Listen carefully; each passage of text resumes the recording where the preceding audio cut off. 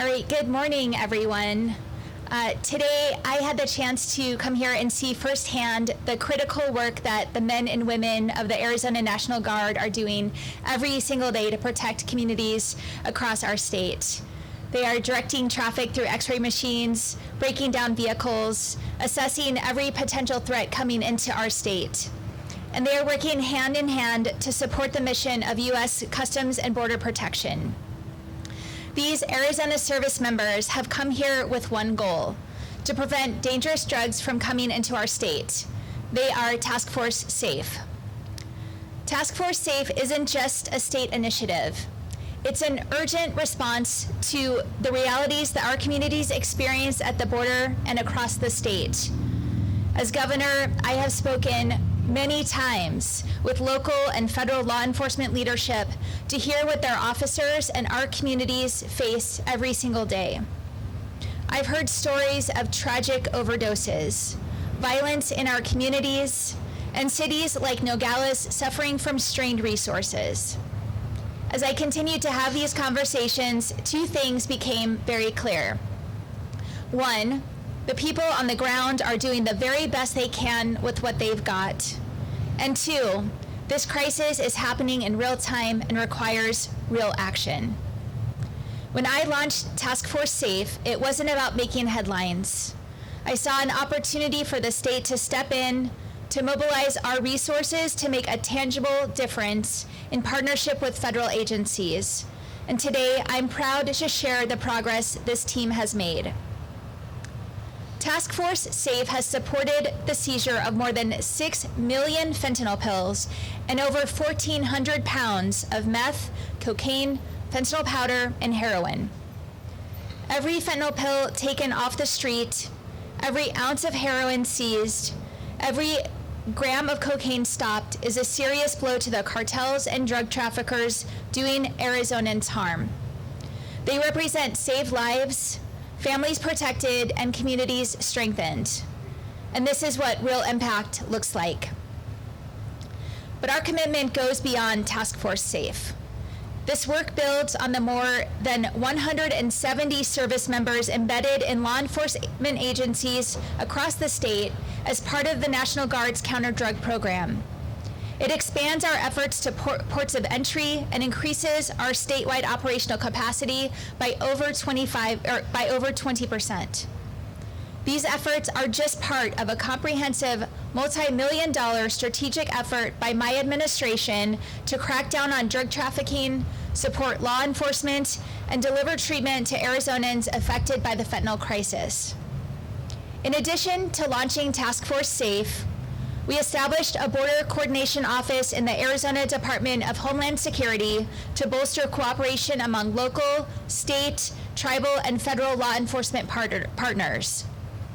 I signed legislation to crack down on high-volume fentanyl traffickers. We delivered over $84 million in funding to law enforcement across the border. We're supporting veterans' substance abuse treatment programs. We're equipping more first responders with life-saving overdose reversal medication. And we're looking forward to further strengthen federal and state cooperation through increased intelligence sharing between DPS and CBP. Today's progress should serve as a reminder that we will not rest. The people of Arizona and this nation want more than words. They want results. They want politicians to treat the border as more than a convenient place for a photo op. They want leaders who will take action. Protecting our border is not a Republican or Democratic issue. It is an Arizona and an American issue. And that's why I will work with anyone to secure our border. Just as I worked with this current administration to launch Task Force Safe, I will work with the next one to deliver border security. That means more resources for the men and women standing with me today, upgraded equipment, additional personnel, the technology they need to keep Arizona and America safe. And I will be relentless in advocating for those resources from Congress and the White House. What I won't do is tolerate attacks on Arizona families. I will not allow everyday Arizonans to suffer from misguided policies that will only divert resources from the important work happening here and across our border. Task Force SAFE has shown us that with clear goals and the right support, we can make a difference. As the governor of a border state, I have seen what we can accomplish through partnership, and I'm proud to lead a state that doesn't shy away from difficult challenges. And I'm committed to working across the aisle and across every level of government to find solutions that last. We are seeing the results of that partnership today, and this is just the beginning of our success. The people in uniform with us here today can tell you the fight against cartels and bad actors transcends any one person or political party. We must continue working together to stand strong against them.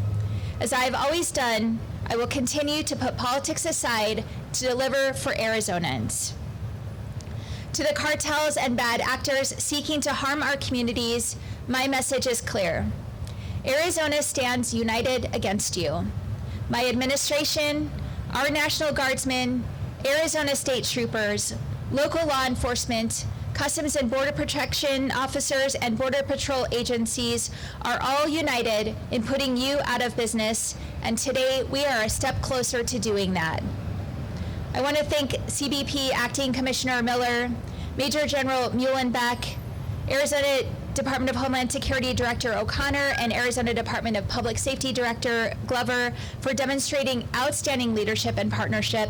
And I also want to thank Nogales Mayor Maldonado for being here today. And of course, thank you to all of our men and women in uniform. And now I'm happy to turn it over to CBP Acting Commissioner Miller. Thank you.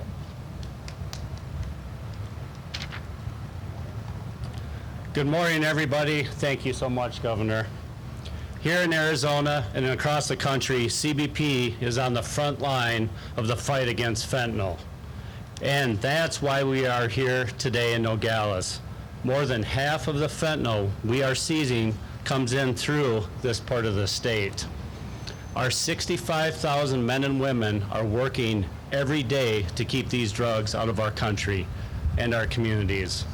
With more than 200 Americans dying every day, the scope of this problem is too large and the stakes are too high for us to do this work alone. That's why I'm so proud of the partnerships we have built, especially the ones right here in Arizona. The support of the Arizona National Guard is providing CBP through Task Force SAFE is making a difference. They are a critical force multiplier for CBP's operations here at the Mariposa Port of Entry and down the road at DeConcini. It's an operational advantage. It's helping us identify and seize that fentanyl that transnational criminal organizations are trying to flood our streets with. But it's also a personnel plus-up. It's ensuring our CBP personnel can focus on their critical law enforcement missions, while maintaining that lawful trade and travel that keeps our nation's economy so strong is moving. I want to thank the governor and all of the partners here today for their continued support. We are also working closely with the state and local law enforcement across Arizona to share information intelligence at the speed of mission through our Southern Border Intelligence Center, Arizona's Regional Intelligence Center, placement of CBPOs and BPAs, Border Patrol agents, on local task forces. As an example, we have personnel operating in the Cochise County Border Operations Center that was just spoke about. To build joint operations to dismantle these networks, for the past year, as part of Operation Apollo, we surged resources and conducted coordinated operations along the I-10 corridor where contraband flows across the country. Not just narcotics coming into the country, but also weapons and illicit funds going southbound to fuel cartel violence. And to go after transnational criminal organizations that we know are operating on both sides of the border. We know what's happening on the south side of the border, and we need to marry that up with the expertise that the state and local law enforcement provide. That's why we're working to embed state personnel in our Regional Intelligence Center to facilitate greater collaboration to illuminate these nefarious networks. We're taking these partnerships as one model for how we need to work with state and local law enforcement agencies all along the southwest border and across the country. That's because CBP is uniquely positioned to lead the fentanyl's government fight against fentanyl, the federal government's fight against fentanyl. We're in the right places, at our land border, in between the ports, in international airports, and at our maritime borders. We have the right capabilities, from interdiction to intelligence. We are getting the right tools to our personnel, from non-intrusive inspection technology to artificial intelligence, to field labs and canines that can sniff out fentanyl precursors. We are improving intelligence sharing to address the networks and logistic routes that bring fentanyl deeper into the U.S. And we're thinking about the border as the last line of defense, not the first. We are working with partners throughout the hemisphere to disrupt transnational criminal organization activity. And importantly, we are working with international partners to deliver consequences. Just last week, our partners in Mexico arrested El Pelon, a Chapitos affiliated Sinaloa Plaza boss. We are having an impact in this fight. We are disrupting the fentanyl supply chains. We are stopping the precursors and production equipment coming into and transiting the U.S. And we are doubling down on our efforts to find and seize fentanyl at our ports of entry. In the last 2 years, we've seized more than 50,000 pounds of fentanyl, enough to produce more than 2 billion lethal doses. All this work matters. What happens at the border impacts the whole country, and our enhanced enforcement efforts are making communities safer. Every single day I receive reports from the field about illicit drug seizures, and the stats are impressive. But here's the most important metric in our fight against fentanyl. Opioid-related overdose deaths decreased last year. This is an important development, but our efforts must continue. One death is too many. First of all, you've heard me say this before, the men and women of CBP need more tools and resources to fuel our fight. But an all of society problem demands a comprehensive all of society solution. We need a new coalition, a collection of voices that transcend politics and policy to be part of the collective solution and save lives. We can harness our collective power to make inroads with impacted communities, establishing trust, demonstrating impact, from local police departments, school boards, and public health authorities, state and municipal governments, the pharmaceutical industry, victims advocacy groups, and on. Anybody that will partner with us, will partner with them.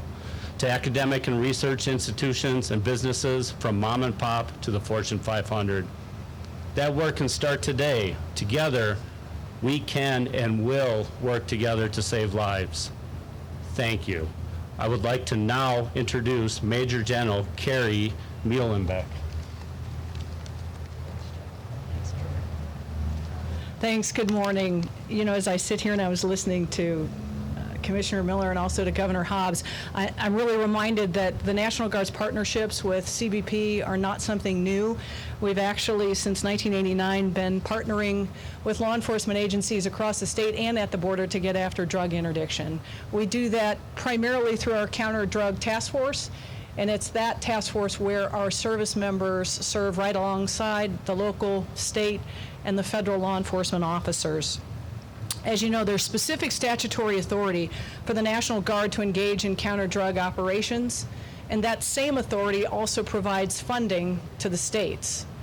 But the amount of funding that Arizona receives is based on our annual state counter-drug plan that Governor Hobbs submits each year.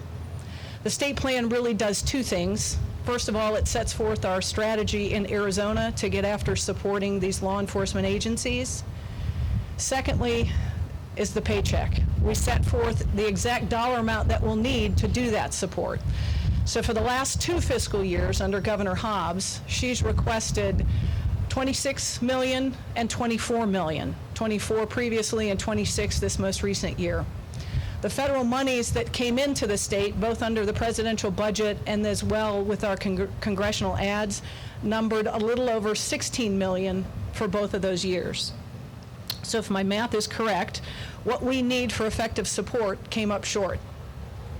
But enter Governor Hobbs and the SAFE initiative. Under that initiative, Governor Hobbs allocated $3 million to the Arizona National Guard, specifically to our counter-drug task force to enhance our capabilities. With that money, we've activated 40 state active duty members. We've assigned them to Task Force SAFE, and their primary mission is to surge down to the ports of entry to support CBP in drug interdiction. And I think if you look at that and how we've been partnering, when we add state assets like Task Force SAFE to a federally funded entity, our counter-drug task force, we've really enhanced our capacity to partner. We've enhanced our capacity to protect our communities. And I think selfishly, our National Guardsmen will tell you they have a vested interest in this. First and foremost, they're public servants. But secondarily, they're part of these communities. They live here, they work here, they serve here, and now they're serving as force multipliers down at the border to assist in drug interdiction. I have to tell you, I can't be any prouder of our service members, but I'm also very proud of the partnerships that we've made and that we continue to establish as we head into the future. Thanks. I will now be followed by Dr. Kim O'Connor. She is the Director of Arizona's Department of Homeland Security.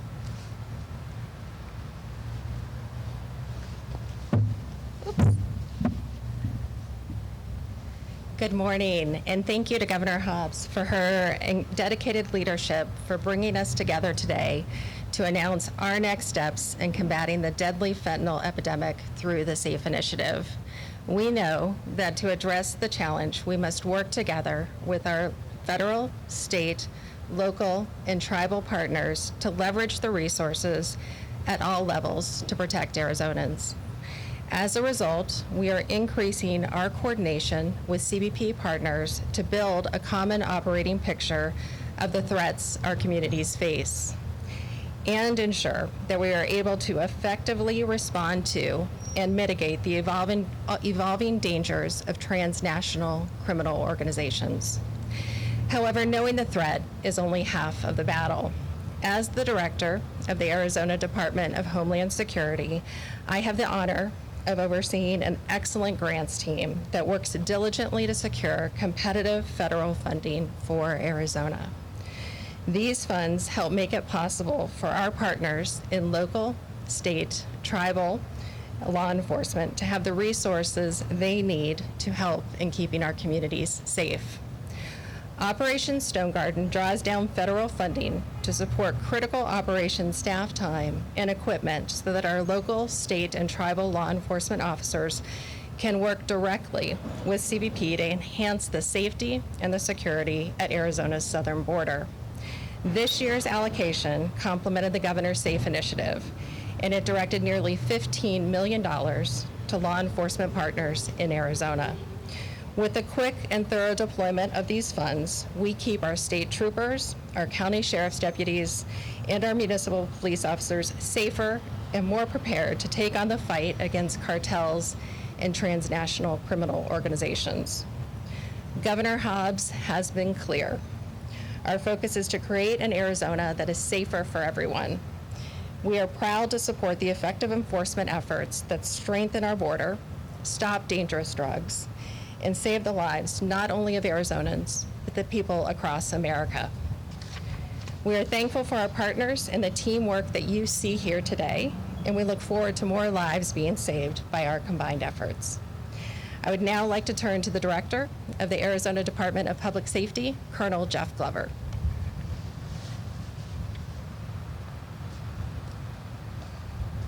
Good morning.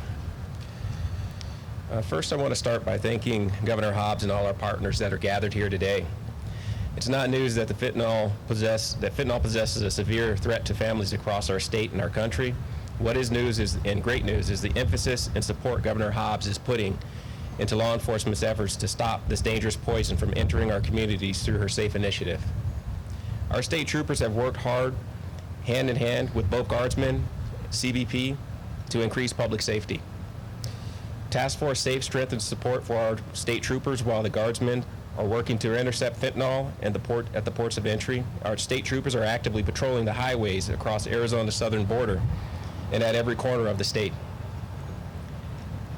This year alone, we've seized over 2,357 pounds of fentanyl. In fact, our state troopers and detectives in just 3 months, from August through October, seized approximately 6,498 pounds of illicit drugs, including significant quantities of meth, heroin, and cocaine, alongside 837 pounds of fentanyl. And that's just our work. We know that our great partners here that you see today, and also county sheriffs and municipal police working across the border, are doing excellent work.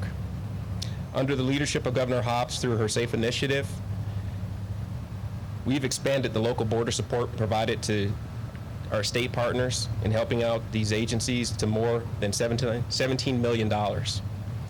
This is on top of the other partnerships, such as the work of our cross-jurisdictional teams to combat the organized crime that's impacting our Arizona community. I'm incredibly proud of the extraordinary work of the amazing men and women of the Arizona Department of Public Safety and our part in this whole of state effort to keep Arizona safe. That collaboration extends to the federal government as well. We look forward to sharing intelligence between our ACTIC and CBP, which we ensure will have the tools needed to be more effective in effectively targeting and disrupting organized crime and keep our community safe, as outlined in our letter of intent that is signed today. The SAFE initiative maximizes the state's investment in effective law enforcement strategies to combat the ever-evolving threat of criminal enterprises. I look forward to continuing to work with all of our partners here today and with the support of Governor Hobbs to create an Arizona that is safe for everyone and where we can end the scourge of fentanyl-related deaths. I'd like to now welcome Mayor Maldonado from the city of Nogales.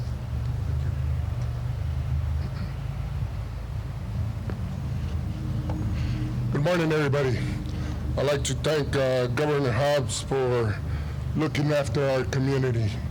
Our community has always been impacted, as known as, the pathway to these terrible drugs.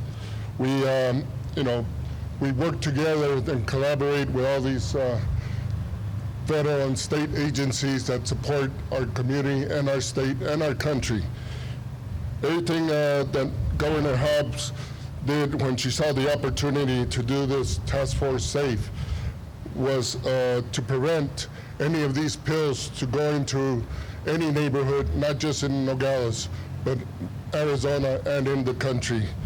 Building this great partnership with all these state and federal agencies makes our country and our state safe. That's what we want, because every pill, every pound that we take off the streets is a safer life for all our kids and relatives and, in general, human beings in our country. Nogales is a beautiful city. It represents the gateway to Arizona. It represents the gateway to the country.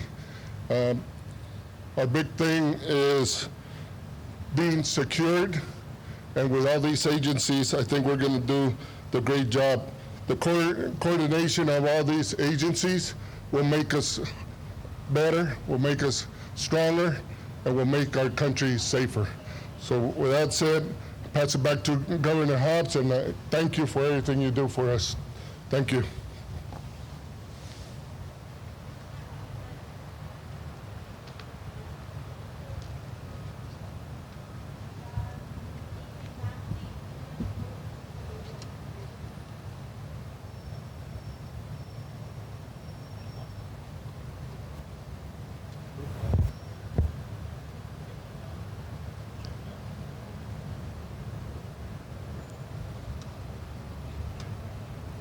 Just yell, Dennis. Right, Governor, once again, you said you're going to work with the incoming administration with the city through a line. You're not going to help anybody attack families. Can you be more specific? That sounds like you're willing to work with the Trump administration, but you're not going to help them. If you look at that mass deportation program that the campaign on, is that correct? will not tolerate misguided policies that don't actually help with the critical work that's happening here, that you're seeing here today, that actually keeps our communities safe and secure. I will not tolerate terrorizing communities or threatening Arizonans. More specific, what are bad policies in your mind? What are you thinking about when you say that? Well, I think it's hard to be specific when what we're presented with is a whole slew of threats, but don't necessarily know the details of what those will look like. We will absolutely respond appropriately when we know what those threats look like and how we can effectively respond. And I think that can be said for any number of suggestions that the incoming president has made about what he will or won't do as president. Would you allow the incoming administration to nationalize our National Guard or allow DPS to work with the Trump administration? Again, I will work with the Trump administration to continue efforts on border security like we talked about here today. And in terms of things that we don't have the details on, I'm not going to comment further.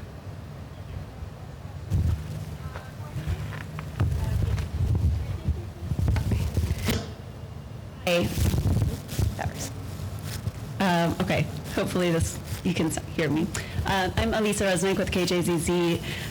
How many National Guardsmen have been deployed since June, and what, if anything, will change?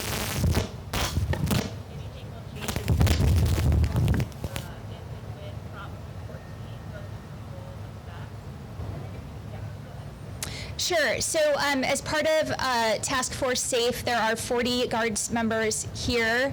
And that is, they're a part of, as was mentioned earlier, 170 Guardsmen across the state involved with the counter-drug program. This particular mission was funded through the fiscal year 2025 budget. So as you know, that goes until June 30th of 25. So we'll continue those efforts. And as far as Prop 314, as you know, that's on hold while the courts decide what happens with Texas's law. And some proponents of that initiative have actually said maybe we don't need to enforce it now. So, which is interesting. We will follow the law of the state of Arizona.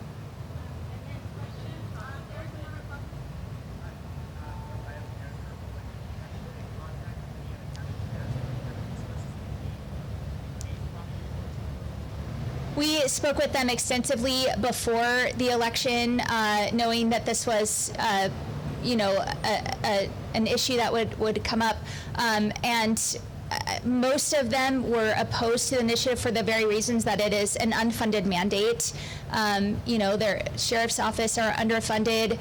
They they have vacancies, and they have a job already, and this just compounds that and makes it hard. Will make it harder for them to respond to other law enforcement needs in their communities. So we'll continue to work with them as we have to keep their communities safe, and we'll see what happens when and if it fully goes into effect.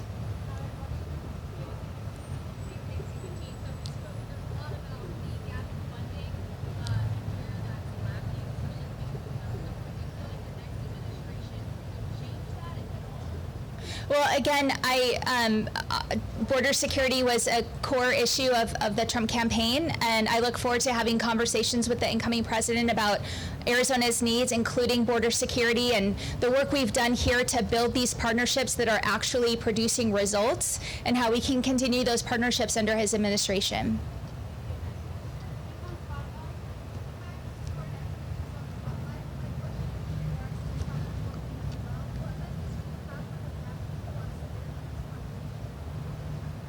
Well, I think those same families are worried about threats from the Trump administration as well.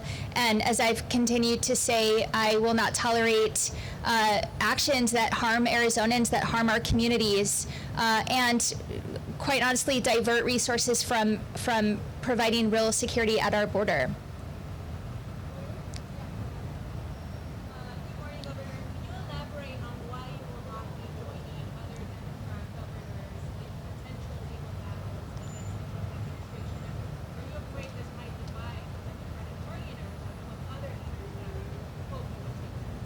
Look, I'm the governor of Arizona. I'm not the governor of other states, and I'm focused on the needs of Arizonans. And I'm not going to jump into lawsuits that don't exist yet against actions that haven't been taken yet.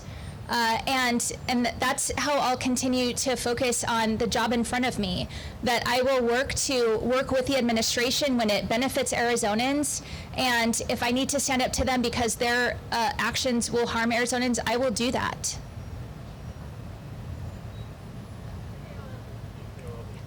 Governor, a year ago, you were more or less sort of begging the current administration to get involved along the border. Mm-hmm. One of the reasons that Operation Secure came about. This administration, obviously the incoming one, is talking about hiring more border patrol agents, giving them raises, restricting the kind of influx of resources into this. Do you think that one way of persuading the incoming administration to work with you to show what you have done when you had an absence of support from the current administration? Well, I think we worked really hard to build the partnerships that we have with our local and state agencies and the federal agencies. And as you heard here today, those partnerships are producing results. What we're doing here is a model for other border states and communities and at other ports of entry, and certainly we'll talk to the incoming administration about the success we've had, about our hopes to continue the success we've had. And there was a bipartisan bill that was negotiated between the White House and members of Congress that would have done exactly what the president-elect is saying in terms of increasing personnel and pay, and I supported that, and I think that that effort to negotiate that bill was a direct result of the advocacy that my administration and many others have made to address the issues at the border. So I'm hopeful that the incoming president actually works to get that done. It was a bill that was supported by men and women in uniform, by bipartisan leaders across Arizona and across the country, and it was unfortunately derailed for political reasons, and we really need to take the politics out of this issue.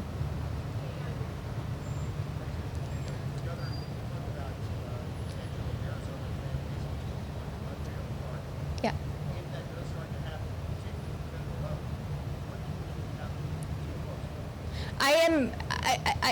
I will stand up to protect Arizonans from harm by the federal government, from anyone.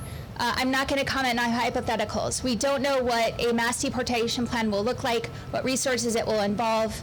I'm here to protect Arizonans, and I will do that.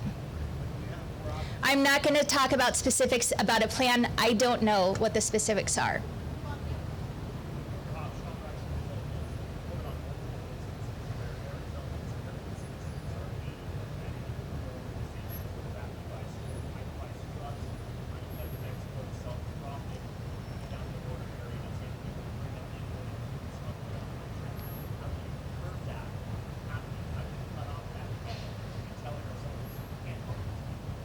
Well, the bill that I was able to sign this year, it was a bipartisan bill that made it through the legislature that cracks down on fentanyl dealers, is a start. We're using the tools we have legislatively to crack down, but actions like you're seeing here, this task force and having the resources to interdict these drugs here at the border before they make it into our communities is a critical piece of that. I think that a lot of Arizonans are enticed into these criminal organizations because of the potential gain, and if we can stop that here, we end that enticement.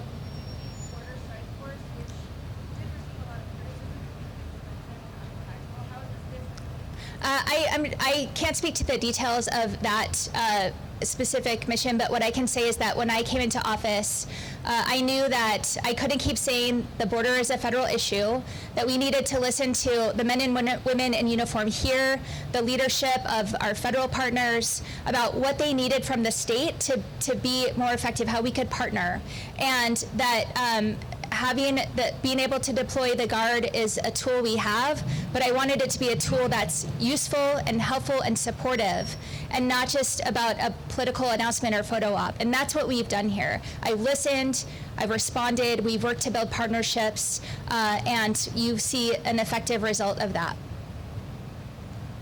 I want to take a step away about what's coming into the country and what's going out of the country. We know, I think the intel's pretty clear that money and guns go south, fueling some of the violence over there. We recently saw a lawsuit filed by Mexico accusing several Arizona gun stores of allegedly contributing to that. Those allegations have been unfounded at this point. But what can you do as governor to try and circumvent and prevent what's going southbound? The screening here goes both ways, and I don't know if you want to get into more detail about that. Thank you. It's a great question. So when we talk about going after the transnational criminal organizations, the same people that are bringing fentanyl into the country are the same people that are responsible for taking the weapons and money southbound. So first of all, we talked a little bit about working with DPS and our state and local partners to flatten out the information sharing. So as they identify these transnational criminal organizations that are working with us, and we get to look for the weapons going southbound. It also includes working with Mexico. So as Mexico sees more weapons, they can share that information with us through things like E-Trace, owned by ATF. We have joined state and local task forces, but federal task forces ran by ATF as well, that bring all the investigative agencies together, including Customs and Border Protection. So as that information comes in, we're able to act on it going southbound. Last year, we got additional funds for outbound enforcement and non-intrusive inspection technology like you see coming inbound that we're going to place on the outbound side as well. So there's a whole host of things we're doing, but most importantly, we're going to flatten out the information sharing, identify the networks, and go after the perpetrators at a time and place of our choosing.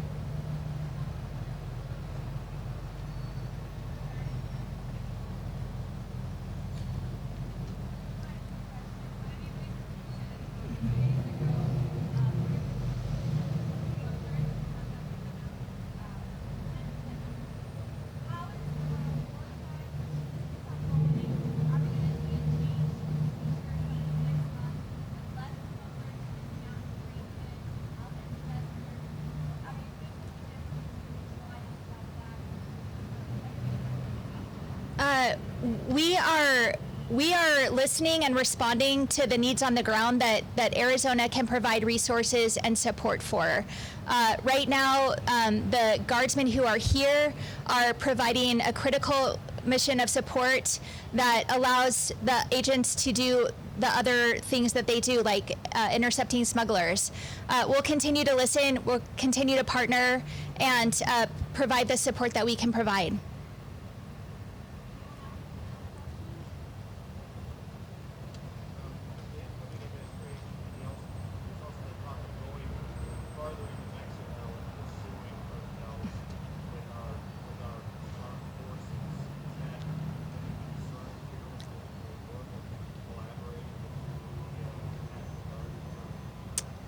Well, that's a really State Department issue that, yes, there are concerns about.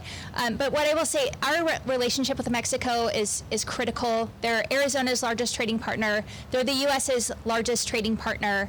And in the coming days, I'll be having conversations with the governor of Sonora about how we can continue to work together to have a strong economy across the region. And we will have conversations with the incoming administration about efforts that we think will harm that really critical relationship for both Arizona and the country.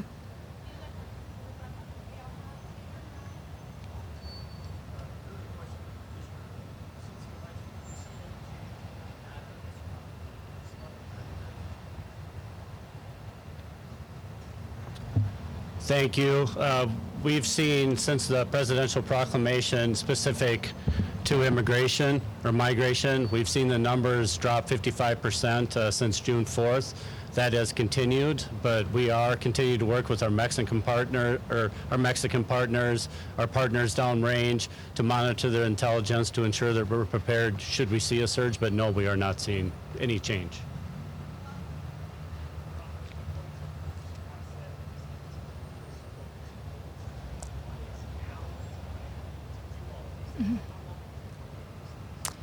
So we launched, well, first of all, I don't know the number of border visits I've made since I became governor. As the governor of Arizona, this region is critical, border security is critical, and it's been a top priority from day one. We've taken a lot of action. I outlined some of them in my remarks. $84 million to local law enforcement to improve their technology and communication capacity, ability to interdict smugglers and drugs. This operation, we launched Operation Secure last year, of which Task Force SAFE is a part of. And that was part of our fiscal year 25 budget, so starting in July. This is not a new announcement. This is an update of the progress we've made and showing the success that we can have when we partner together to tackle these tough issues. None of that's going to change regardless of who's in the White House. We're going to continue our efforts here.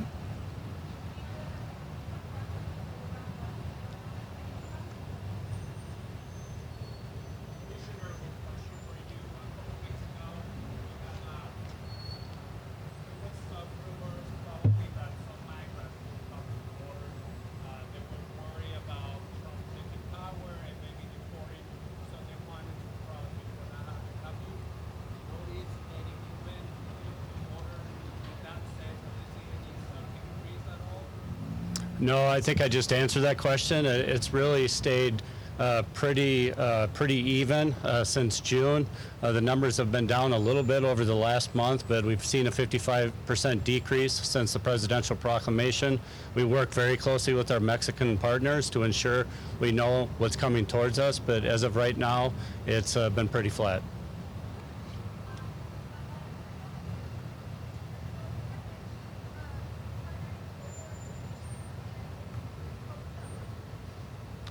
So one of the main missions that Customs and Border Protection has is facilitating legitimate trade, $4 to $5 trillion worth a year.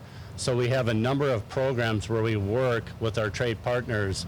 Customs Trade Partnership Against Terrorism, CTPAT, is one of those programs, and that program enables us to share information with our trusted partners and our trusted partners to share information with us. But we also work with the Chamber of Commerce to see what legitimate supply chains look like, look for IPR, counterfeit medication and the like, the things that kill Americans and we need to keep out of our country. So we have a long-standing relationship with our trade partners, the public sector, and we will continue that. But what we're really doing right now is focusing that more on the fentanyl issue, because remember, we have pill presses, dyes, molds, precursors coming in through our airports of entry. So working with the carriers, our partners, we can see what legitimate supply chains look like, and we can target those shipments that are using those supply chains, and we can keep the precursors off the street so it never gets to Mexico to actually make the fentanyl. We can keep the pill presses, dyes, molds out of our communities that are being used to press those pills. So those are the types of things we're talking about.